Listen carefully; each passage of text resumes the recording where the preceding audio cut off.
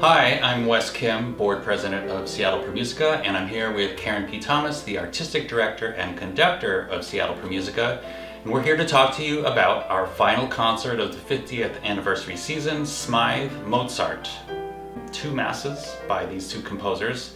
So Karen, tell us first about the Mozart Mass, the Great Mass. Why is it the Great Mass? Why is it the Great Mass? So this is the Mozart so-called Great Mass in C minor, one of his later masses, and it's unfinished. So there's some parts that he either were lost or he didn't finish. Parts of the Credo and the Agnus Dei were never finished. So, it comes in at about 50 minutes or a little bit more, and that's in its unfinished state. Okay. Right? So had he finished it, who knows, it could have gotten up to 80 or 90 minutes. So it's certainly the longest of his masses, and I think it gets the name great just by the sheer size of it. And then the music is phenomenal. I mean, it's great music. It's really such tremendous writing, and it just has a lot of gravitas in it, but also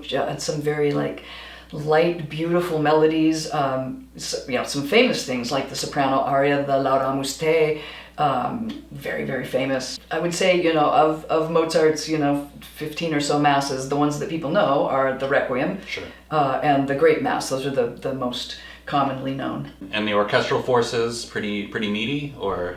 They're Mozartian, right? So they're they are appropriate to what he normally would write for. Some of the interesting things about Mozart's sacred music is that he often will double some of the choral parts with trombones, and so you get this in the Requiem and certainly in the Great Mass, that there will be these extremely intricate contrapuntal sections with a lot of 16th notes that are hard enough to sing, and then the trombones are playing along with. I mean, it's really challenging repertoire from that standpoint for the orchestra, and it gives it a very particular color to have the trombones playing with the chorus. Okay, the Mozart Great Mass, first half of the concert. The second half of the concert, the Ethel Smyth Mass in D. Now, for people who don't know the music of Ethel Smyth,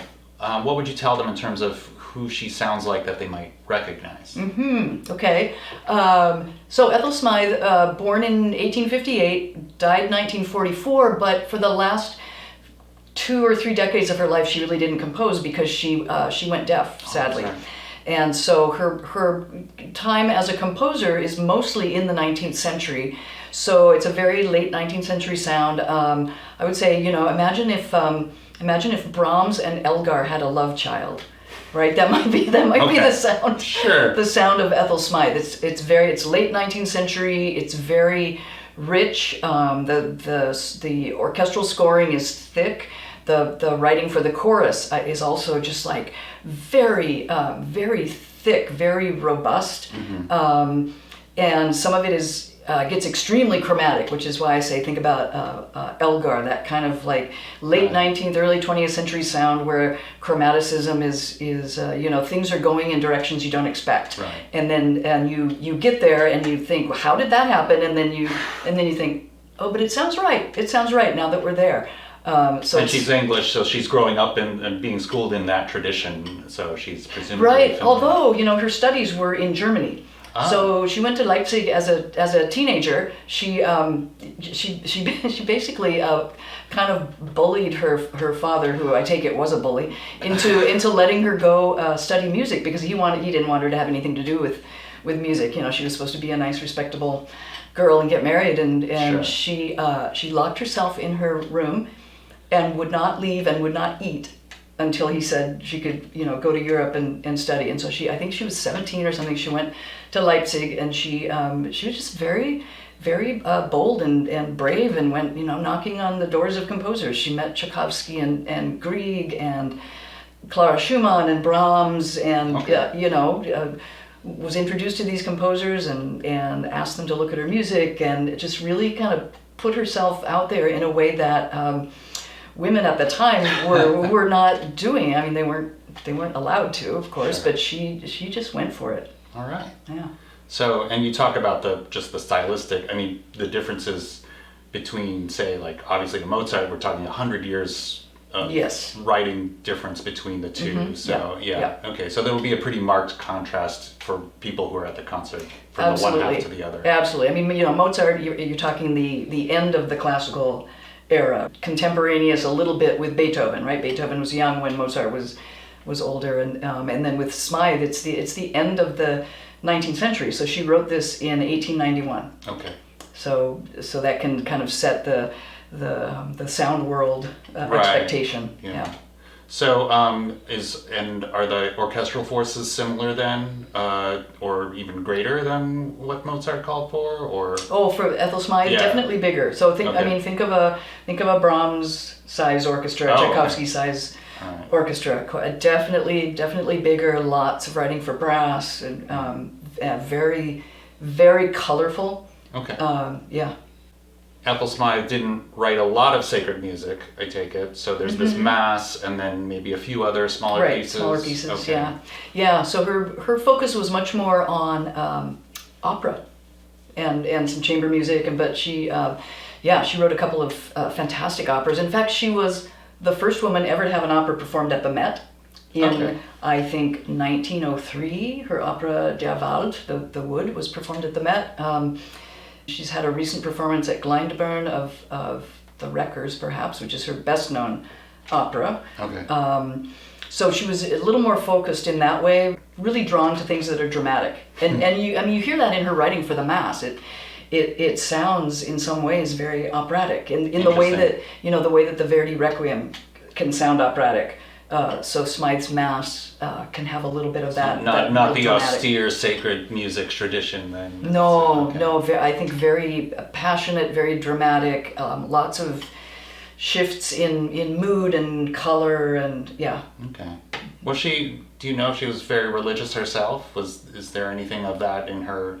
I remember reading that she wrote the Mass because she had kind of a re-engagement with her Anglican upbringing at a certain time in her life. I think she had been quite ill, and was reading some sacred texts and decided to write a Mass, and that's as much as I know about that, right? Toss out a little bit of a Mass. That's all. Yeah. Okay. I'm happy I got better. I'll write a Mass. I'm not. Yeah, that's flippant, but that was some of the impetus for her to write it. What else would you want to tell people about Ethel Smyth who might just not even know about her generally as a figure in musical history? Yeah. So Ethel Smyth, I mean, a fascinating character, right? Aside from being a really talented composer, just as a person, she's a phenomenal figure. So she was very active in the women's suffrage movement in the UK. And in fact, she took 2 years off from her career as a composer to work for women's suffrage. She was very, very close friends with Emmeline Pankhurst, and in fact, more than friends, as far as we know.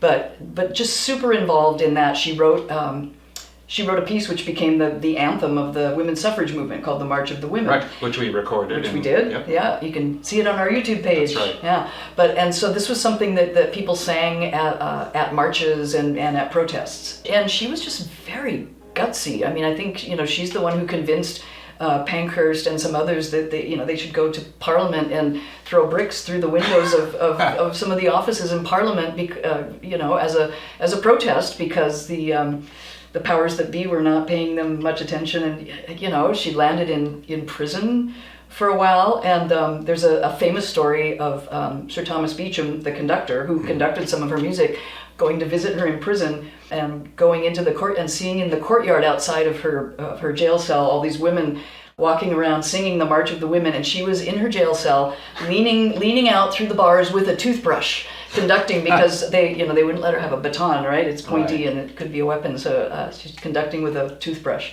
So she's just a fascinating character who had a lot of involvement in history aside from music history, just right, in the history of the women's movement, and in her friendships with people like Virginia Woolf and others. Really such a fascinating character.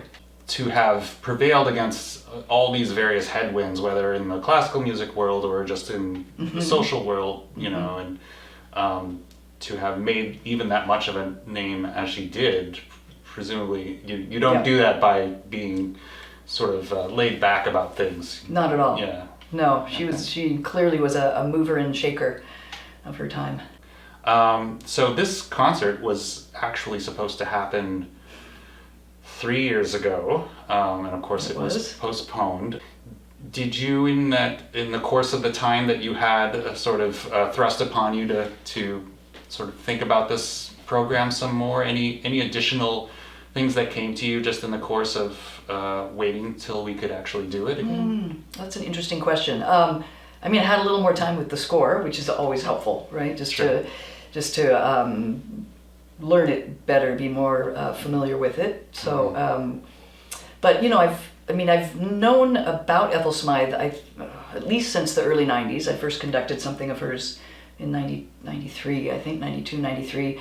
And then in 2000, we actually did a couple movements from the Mass at a Pro Musica concert with music of other women composers, Amy Beach and Lily Boulanger and some others. So we've touched on it many years ago, but never the entire Mass. So I'm super excited to do it now. Yeah. Well, I mean, we were certainly all waiting for it in 2020, and so it's great that we can actually finally do it now. Hear, hear. We've been talking with Karen P. Thomas about our May 20th concert, Smyth, Mozart, the last concert of our 50th anniversary season. We will be at St. James Cathedral with full orchestra, choir, and soloists. It'll be a great show. We hope to see you there, so get your tickets now at seattlepromusica.org. Or if you would like to watch a streamed version of the concert, we will release that on May 27th. You can sign up for that also at our website. And in the meantime, there were a couple videos you'll be able to find on our YouTube channel. One is our recording during lockdown of Smyth's March of the Women, and the other is a video that we made to help explain some of the more fascinating aspects of Ethel Smyth's life. So be on the lookout for that as well. Thank you again, Karen, and we hope to see you on the 20th.